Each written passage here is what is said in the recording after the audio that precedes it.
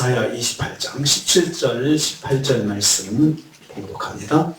이사야 28장 17절 18절 말씀입니다. 같이 봉독합니다. 나는 정의를 측량줄로 삼고 공의를 저울줄로 우박이 거짓의 피난처를 소탕하며 물이 그 숨은 곳에 넘칠 것인즉 너희가 사망과 더불어 세운 언약이 패하며 수월과 더불어 서지 못하며 넘치는 재앙이 밀려올 때에 너희가 그 밟힘을 당할 것이다. 아멘. 아멘. 오늘 말씀은 하나님의 공의와 심판을 무시한 종교 지도자들에게 임할 심판에 대해서 말씀하는 것을 내용으로 하고 있습니다.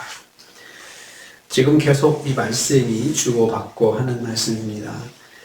선지자가 말씀을 전할 때 종교 지도자들이 무시하는 말을 하고 또 무시하는 말을 그들이 할 때 하나님께서 그 말씀 들으시고 개입하셔가지고 그들을 책망하고 그리고 오늘은 심판하는 말씀을 하고 계십니다. 나는 정의를 측량줄로 삼는다. 나는 하나님이십니다. 하나님께서 공의로운 분이심을 선포하고 있습니다. 여호와께서 시온을 건축하실 때의 모습입니다. 정의를 측량줄로 삼으신다 했습니다.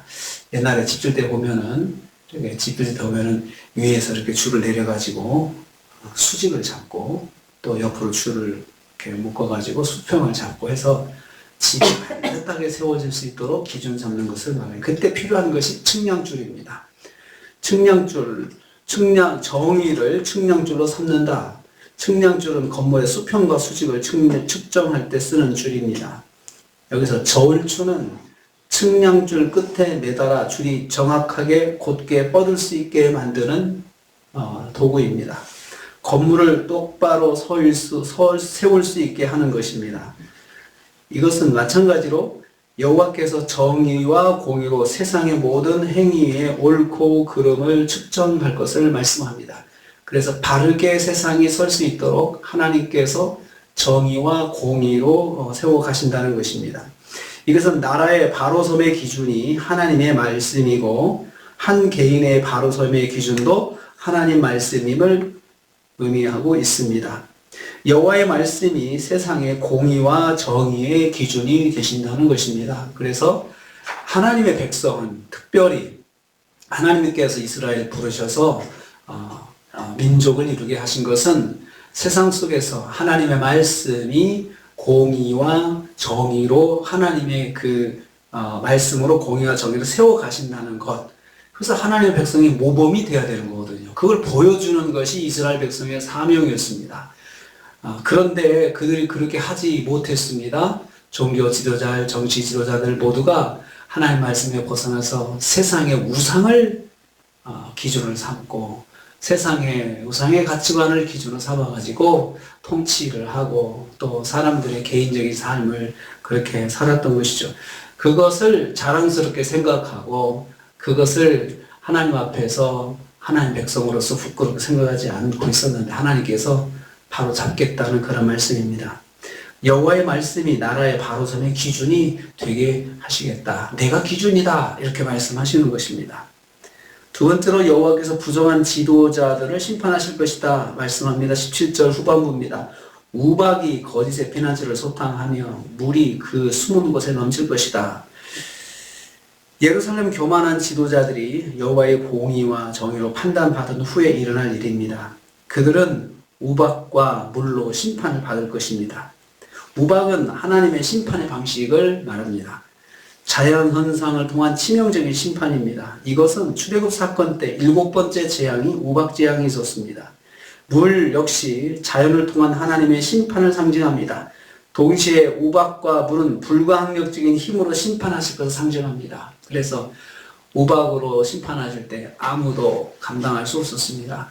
그냥 자연적으로 비가 내리듯이 우박이 내리는데 그걸 누가 감당하겠습니까? 지금도 우박의 피해는 농사 짓는 분들의 아주 심각한 피해죠. 그래서 농사 짓는 분들 우박이 떨어지면 상품 가치가 다 떨어져요.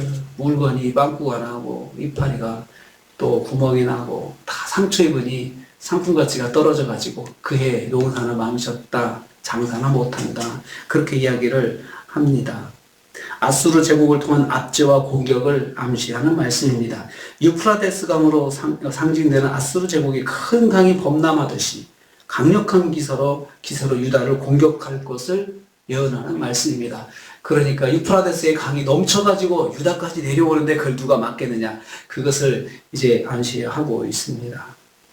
예루살렘의 부정한 지도자들을 하나님께서 그렇게 심판하시겠다는 것입니다. 하나님은 불광력적인 힘으로 불순종에 대한 심판을 행하실 것입니다. 그러니까 하나님께서 심판을 행하시면 누구도 거기에 대해서 저항할 수가 없다는 것이죠. 불광력적인 것. 너무나도 간단한 것입니다. 비를 많이 내리게 한다든지 우박을 내리게 한다든지 가뭄이 온다든지 이러면 꼼짝 못하고 당할 수밖에 없는 것입니다. 세 번째로 지도자들이 의지하는 것들이 구원을 행하지 못할 것이다. 18절 말씀합니다. 너희가 사망 가운데 사망과 더불어 세운 언약이 패하고 수월과 더불어 맺은 언약에 서지 못한다. 이것은요 15절 말씀에서 예루살렘 지도자들이 호언장담했던 말입니다. 사망과 수월과 맹약을 하였기 때문에 넘치는 재앙이 몰려와도 우리에게 미치지 못할 것이다. 그렇게 이제 그들이 자신 있게 말을 했거든요. 우리는 사망하고 맹약해서 언약을 맺었어. 수월하고도 언약을 맺었어. 그러니까 어떠한 넘치는 재앙이 온다 하더라도 우리는 그 어려움에서 다 피해갈 수 있어. 절대적으로 의지하는 우상의 힘입니다. 그들은 사망과 언약을 세우고 수월과 맹약하였기 때문에 여호와의 진노의 손길이 결코 그들을 다치게 하지 못할 것이다. 이렇게 확신하고 있었습니다. 우상을 섬기는 사람들도 확신을 가지고 있는 거죠. 그러니까 우상을 섬기죠. 여호와께서 그것들을 패하신다 했습니다. 이 패한다는 말은 무엇인가를 칠해서 덮는다, 덧칠해 놓는다는 거죠. 그러니까 그들이 생각하는 그것을 완전히 덮어가지고 그들이 그걸 못 보게 만든다는 거죠. 볼 수도 없게 하나님께서 그렇게 만드신다. 그런 말씀입니다. 아무것도 볼 수 없게 만드신다. 그들이 기대하는 것들이 그들의 눈에 보이지 않도록 하나님께서 그렇게 막아버리신다. 그런 뜻입니다.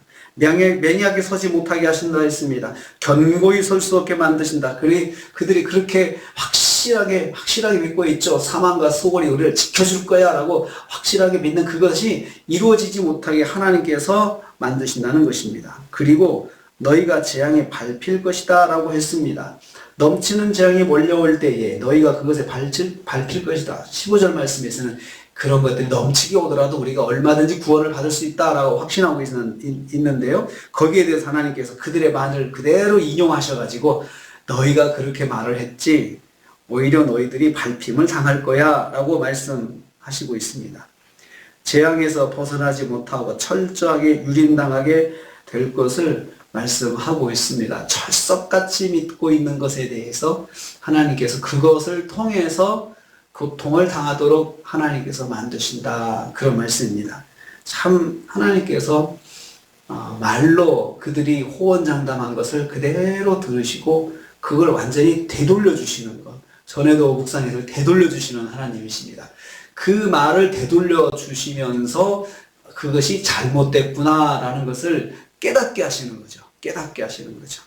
하나님께서 우리에게도 그렇게 하실 때가 있습니다. 내가 잘못 생각하고 잘못 말한 거에 대해서 그대로 되돌려 주시면서 그것을 통해서 깨닫게 하시는 거죠. 내가 그렇게 생각한 것이 잘못됐구나. 그렇게 말한 것이 틀렸구나. 하나님께서 그렇게 깨닫도록 하신다는 것입니다.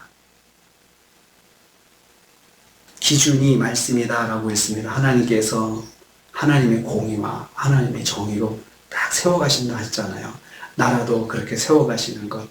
하나님께서, 하나님 백성들은 그런 믿음을 가지고 그렇게 행동해야 합니다. 가정도 하나님의 공의와 하나님의 정의로 세우시고, 나의 삶도 하나님의 공의와 하나님의 정의. 공의, 정의는 다 하나님의 말씀으로 해석을 그렇게 합니다. 하나님의 말씀으로 딱 세워가는 거죠. 오늘 하루도 저와 여러분이 하나님의 말씀으로 하루를 딱 세워가서 하나님께 영광 드리는 하루가 되시기를 주님의 이름으로 축복합니다. 주님 감사합니다.